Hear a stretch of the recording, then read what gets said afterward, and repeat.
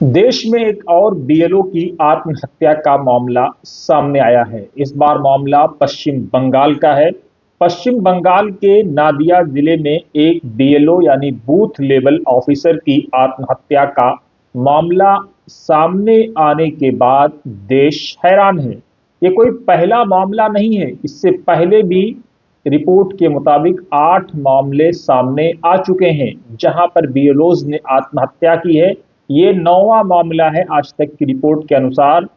Media report में कहा गया है कि उनकी पहचान रिंकू तरफदार के रूप में हुई है। वो प्राशिक्षिका थी जो कृष्णानगर के शास्तीतला इलाके की रहने वाली थी।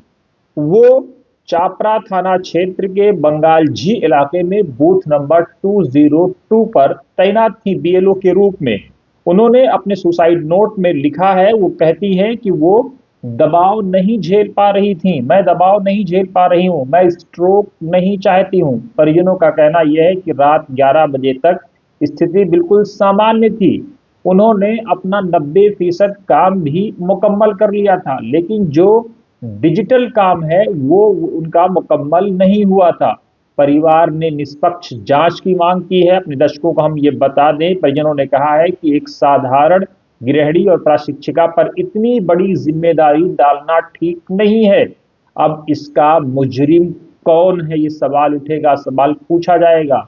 आखिर इसकी जिम्मेदारी कौन लेगा, इसकी जिम्मेदारी किसके सर तय की जाएगी। और ये पहला मामला नहीं है, अब तक 9 बीएलओज ने आत्महत्या की है जिसकी खबर मीडिया में आ रही है। इससे पहले अपने दर्शकों को हम ये बता दें, पश्चिम बंगाल के अलावा गुजरात, तमिलनाडु, केरल में भी बीएलओज ने आत्महत्या की है। क्या इसी तरह से बीएलओज को आत्महत्या के लिए छोड़ दिया जाएगा?